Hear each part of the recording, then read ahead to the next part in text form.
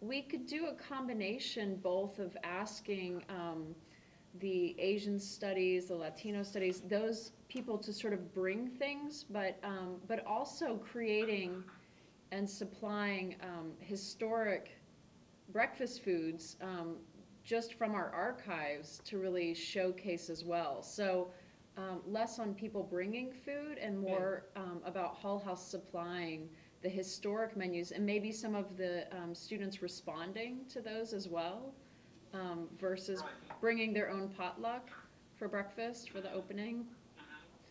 Well, there's something that we need to work out in this conversation, I suppose. It's just the process by which the students are invited to bring their own dishes to which point in the week. Right. Which probably isn't going to be too difficult, but we just need to remember to do it, because otherwise I guess it might confuse things. If people are turning up with dishes and thinking, oh, I've turned up to the wrong thing, or it's not that kind of party. Right, okay. So right now, as it stands, Tim, on the schedule, if we are kind of looking at the guidelines, we have 2 events where really students are being asked, and again, when we think of as students, we're thinking about the workshop constituents, where they're being asked to bring something to the table. So they are to bring something on las tablas, and then there's to bring something to, like a completed dish or something to Dorchester. They are asked to bring a vegetable to the Wednesday evening, but at this point I think that we had seen the Hull House as providing all of the breakfast things, that no one was going to be bringing something there, but that we would be kind of taking from there, I suppose, consuming there. But we can change that up. It's up to you guys to kind of work that out. One thing that we sort of talked about initially was really showcasing sort of a spread of various different immigrant breakfast ideas from the archive menus. And so maybe there's a chance to respond to those from a historical standpoint of, how would people do that? I like this idea about how. I'm just thinking like maybe the interview, here, if they're doing the one-on-one interview process initially with the handheld camera. I don't know if it is. I don't know if it's a good idea or not, but I'm just thinking if it's not coming from, like, how do they sort of resonate with each different kind of food, maybe, or I don't know. I guess, a general observation would be that it's great to bring pre-existing content into this thing. Certainly I think it's not a structure that requires every party to kind of try and be incredibly inventive, because often I think, the value comes from just the configuration of people in the room and the new conversations that naturally take place across existing content. But I suppose what follows from that is the question about what would make this event really useful from a Hull House's point of view. I think you can, as an organisation, you can obviously deliver some really substantial on-theme content that will be really beneficial for these students. What would you like back in return? Are there particular perspectives on what you serve up that would be really useful and interesting to you to get from the students? Are there particular lines of thinking that Hull House has been pursuing that the potluck's presence provides an opportunity to get aired and discussed a bit more in some way? I think it's very much about how this can be a mutually beneficial since it's happening on your side. So it's kind of what value do these folks bring to the premises while they're there as much as anything else. The food, the theme will make everybody, I'm sure, very minded to be, quite talkative and quite generous with their content and quite their ideas and quite excitable. So I guess it's really up for grabs about where we take it from there. So one of the things we have tried to work at the Hull House on is, so we actually don't have an ethnic studies program. It's a complicated word anyways. And then what we do have at this point is Asian American studies, Latino studies, and African American culture studies. And all 3 of those departments also have a center, a cultural center that goes with the department. And so they haven't done anything together. So this will be one of the first times that those departments, their directors and their representatives will be invited to come together, and maybe this is where ethnic studies comes out of, right? And so, but the conversation could be not about, it doesn't have to be directly about, and I hope it's not as limited as like, oh, you're Latino, tell me about what you think about this food, but it's more about the concepts of how is this being created, the African American one or the black, or the Latino versus Hispanic, versus Asian and South Asian and Indian. And that's been a discussion among the students as we were creating the Asian American Center, for example, because it's very recent back and forth. So that's one aspect. The other aspect is we have kind of discussed the invisible people, so the undocumented folks, or usually the women in cooking, who gets the credit, who doesn't get credit. Usually it's like, if you go to a restaurant, it's the white person at the front and the Latino people work in the back, or whatever it is. And I don't want to be too specific in who I'm describing what, but that conversation would happen because UIC has taken a very strong stand on undocumented immigrants being part of the student body, and even sometimes faculty and or staff. And so that would be another conversation that we have tried to do, partly because we're the settlement house. It's been difficult. So we're hoping that this space will create, because there's food, will create a space where people feel more vulnerable, or are allowed to feel more vulnerable and share some of those stories. And I would say in the past as well, we always use food as a launching pad to link the history to the sort of modern day conversations. So as a starting place for that, really maybe sending out something to our community, asking for responses, and let them generate what that breakfast would be by ideas. Maybe we would take care of procuring that information, or like getting everything, but really sort of sending out a call to what should be on the table, and then just really linking that history, sort of intermingling the historical archive recipes with current day sort of modern food mixed together, I think would be a really beautiful starting place to have the conversations. Sounds great. Yeah. May Okay. I suggest something just to explore? I've seen also when other groups or other ethnic groups see that this other group cooks something, that when they look at what they cook, that they find those connections. So that might be a good thing for you to maybe have the menu, maybe that what you're going to prepare, to share that with those communities beforehand, so they can look at it and say, oh, we have something similar. And then from there will be a conversation, because they say, we do something like that, but we do it in this different way. So it could be a way to start a conversation, finding things in common, perhaps ingredients, the ways to prepare, something that might be a good place to start a conversation. Or maybe we even bring that conversation to the table that morning as well as a starting place, because the call would go out sort of school-wide, and it's a very large conversation. But if we bring it into the participants that morning, really being transparent about what's on the table, it could be, a great starting spot. But And I think another piece that have come up in conversation in general is the immigrants that were immigrants when Hull House was being settled, and the immigrants that are around. It's a very immigrant place, but the immigrants have changed, their colors have changed, and so the food has changed. And so the food is actually a pretty good representation of how it has changed. And so as we were talking about the historical breakfast, and then if folks are coming and they're immigrants, but are looking at this history as in like, this is American food. This is not historical immigrant food. And I think that will create also a pretty dynamic conversation about immigration. Okay,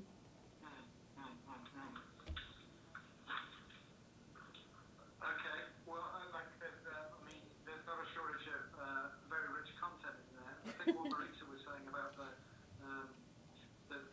value of people understanding the similarity between what's on the plate is exactly the insight that's at the heart of the food sharing workshops that Motiroti currently do. This whole idea of when people bring their plates together, and we end up talking about individual ingredients that are treated very, very differently across different cultures and different ethnicities. It ends up with people talking much more about what the similarities are between them, or what they have in common, rather than what distinguishes them.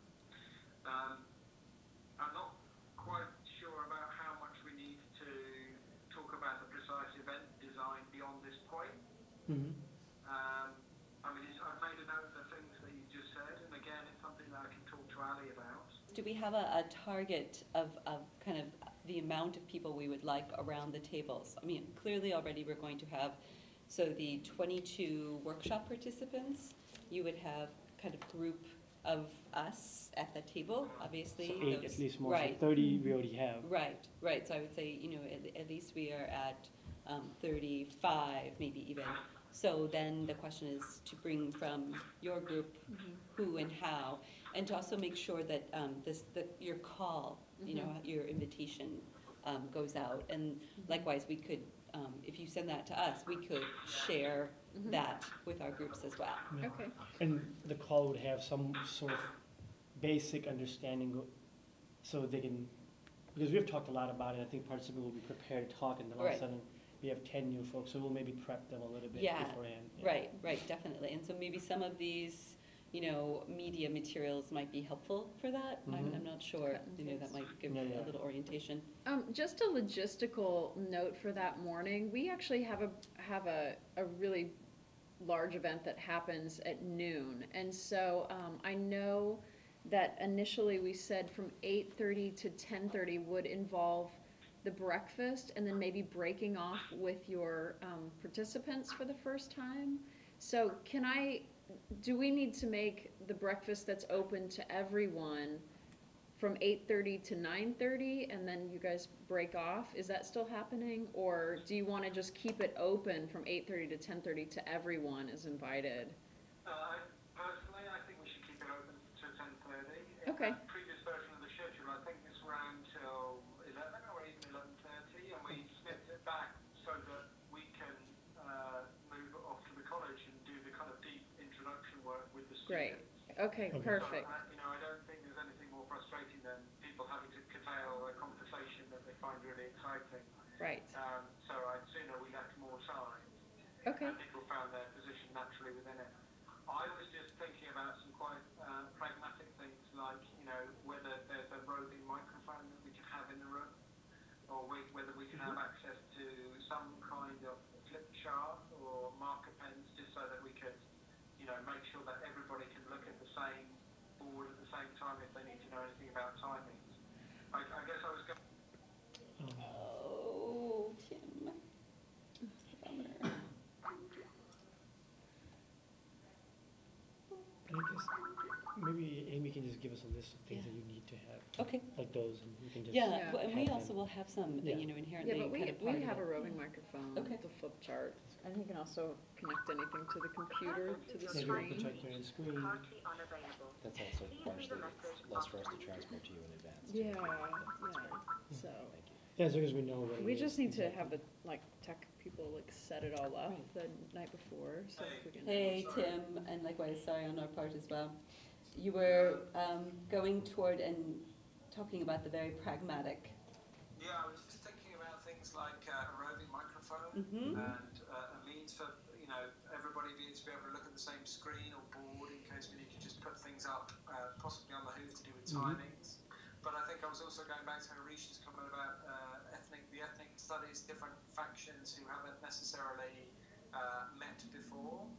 It would be great if we just had a device like that at the very beginning so that people could kind of say, hi, I'm Tim and I'm from Motiroti and I'm here particularly interested in talking to people about X, Y, Z.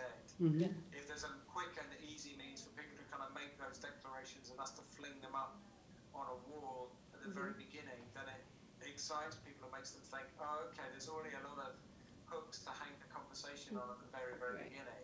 But it also perhaps flags to people who everybody else is in the room, so we'll short circuit some of the normal time-consuming difficulties people have about getting to know strangers. Right. Okay, we have all of those things in a screen, and you could hook computers up to any of those things to be projected, as well as the roving microphone or physical charts to write on as well.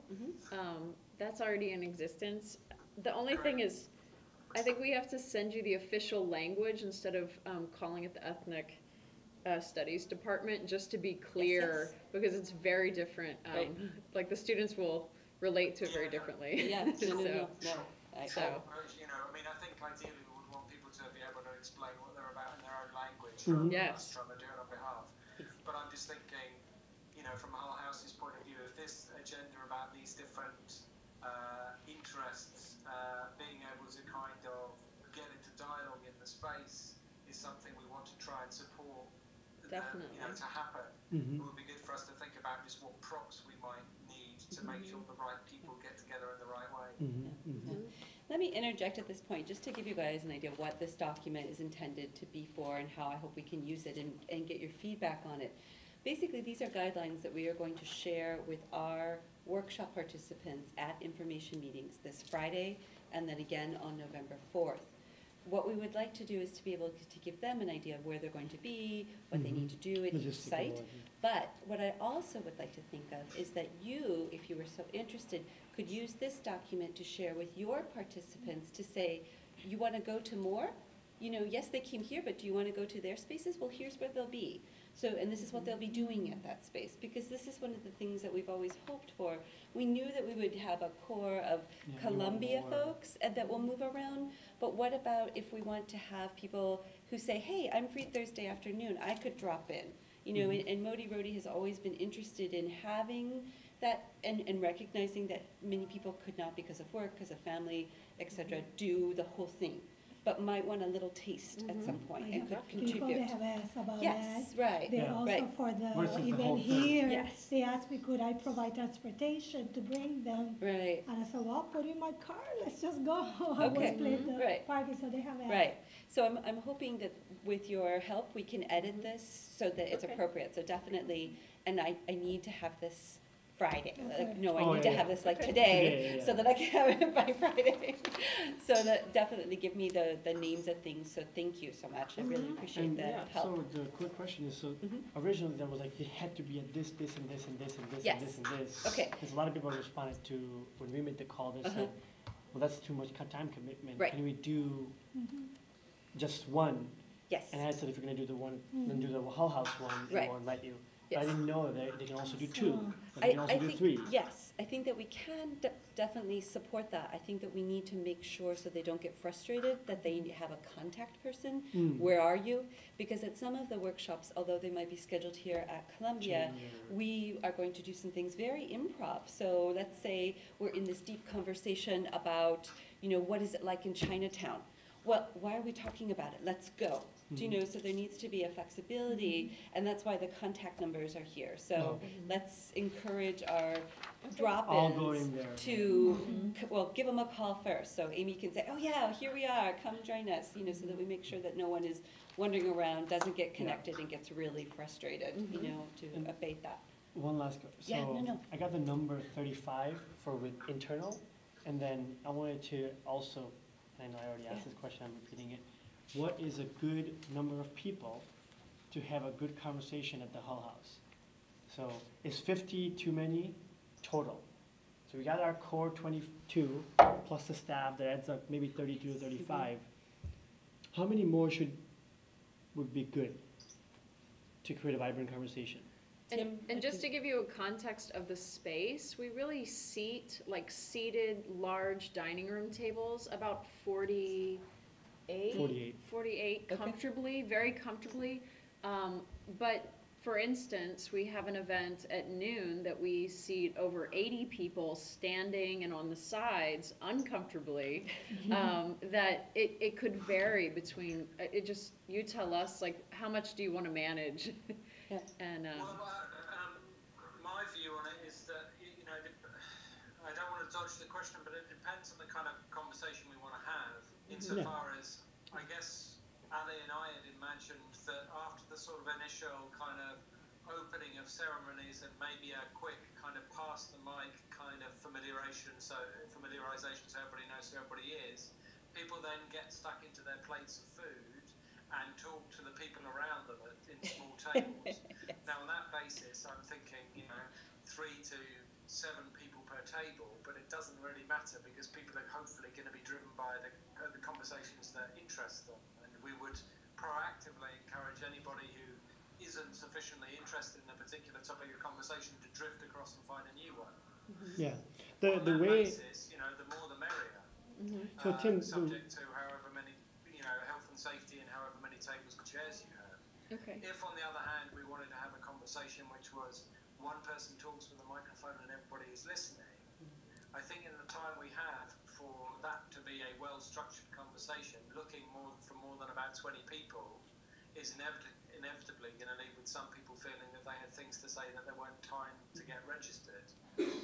But I would much sooner have an animated room full of lots of people finding their own way in to have the conversations they want to have and kind of get comfortable in a space where there's lots of new conversations having over food that's, you know, been quite carefully considered for its cultural as well as nutritional value, to get the project moving, than have a big sort of more formal do in which, you know, whoever has the mic needs to be the person who's listened to. It just means that the implication is we need to really encourage people to kind of make notes on the conversations that we're having. So perhaps at each table, I don't know how you normally lay out the rooms for your breakfasts, but it would be good if there was some kind of pens and paper handy, just so that anybody could become a sort of designated reporter for a particular conversation that's going on. Tim, two things that could be helpful is for our soups, what we do is we have on the table, instead of using one of these, we usually just use brown paper and we give out crayons. And people usually reflect the whole time they're having food, or if they're not conversing with anybody, then they draw, and you get a pretty good artistic summary of how they felt that day from each section or each around the plate. So that's one way of doing it. The other also kind of logistical information is that the tables, the way they're set up, they're long tables that seat 12 people at each table. And there's only 4 of them so I don't know if you're thinking maybe smaller tables, but the way they're set up is it can't be moved. And so we're going to have 12 people sitting in 4 kind of rows. Well, you know, I don't personally think we need to get into the business of ordering a different table size. I think people we won't. You know, that suits the architecture of the space, really. You know, that all sounds fine to me, but it suggests a kind of capacity of 48. Yeah. Okay. Sorry, could you just bear with me a sec? I need to just say goodbye to a member of staff whose last day it is. I'll be right back. Okay. Okay. Great. Thanks, Tim. Yeah, I don't think that Tim kind of understands like the historic dining room. I mean, even though he was technically in it, you know, he wasn't. So Yeah. I don't think he kind of understood that it was, you know. Do you for think how we it's- should shoot for about 60 or so? I'm think 60. thinking like, Yeah, I Yeah, think that 'cause sounds like a good I think so amount. too. You know, Because the thing is we have so many different events. right? So this would be a really nice cross section of every single, like sort of, like really Right. opening it up to the gamut of Right. people. It might be a nice cross section, Right. like. Right. And I think as we all have experienced in planning events, people don't stay for the whole thing. So Right. they're going to come in and get a cup of 8:30, coffee, 9:30. and then they have to go teach a class or get to a class. So Right. let's anticipate some fluidity, you know, Okay. for sure. So I think 60 sounds great. 60, okay. And just reach out too. When you guys reach out, it'll be really interesting to see who will come to the table. You know, No, I think so too. I'm really excited that you guys are thinking about how do I get my ethnic studies folks to talk to one another. Because likewise, we have, even though we have them all here under multicultural student affairs, so we have a student organization and a body of them, then we have kind of separate educational elements that are all under either cultural studies or social studies. The idea of their collaboration, Barely exists. and especially it's very, what I am finding, the program directors do not think of bringing it together. Do you know, so that it is Latino History Month, I do all my Latino things, and then I am done. And I do not have to work for the rest of the year. So now it's African American history, and I do all this, but neither shall the two meet. The only way that they meet is through our LGBTQ populations. That's the only moment where someone says, guess what, I'm gay and I'm black and Latino all at the same time. And so that voice is so the individual precious thinks to of it me, that you way. know, because it's like the one screaming out, like, I got all this going on, you know. So I'm really excited to think, and I feel like in this conversation, we're really getting, and thanks to Tim, what is it that our partners want? Because I think it's so evident how much our students in the workshops are going to gain from doing this work. So I'm really appreciating hearing like, okay, there's a goal. That is something Bring that those is folks achievable. together, Yes, you that know, conversation. this intergenerational moment. So this is really, really helpful for me. Thank you. Okay, I just wanted to add a point here, and I guess it's sort of it might be a bit of a kind of spoke in the wheel of what we've just been talking about, but I think it's kind of quite important to set the tone for the project as well, which is as much as possible the rule of thumb, I think, for all of the partners is when we're sort of in public at these events, try to kind of take off the masks of the institutions we represent as much as possible. Yeah. So I guess, you know, from the point of Motiroti, it's not exactly, we're not imagining it as being, you know, this is Ali from Motiroti and this is Tim from Motiroti and these are our jobs and this is our company. That information is available and we can offer it, but I think in terms of trying to kind of create a level playing field in the conversations that happen between people and to increase the likelihood of people offering new content into conversations that they might have had before. It's about trying to encourage people to talk about themselves rather than what their jobs require them to say, and see what can come from the flexibility that creates to find ways for people to make new connections between people, you know, working from people into organisations, I think is very, very important. So whilst, you know, I'm very interested in Hull House's concern to get people from those different faculties together to have the conversations that seem long overdue, at the same time it would be great if we could start from the individuals who have the responsibility or might be interested in going down that path, and how we can talk to them as people rather than as representatives of an institution.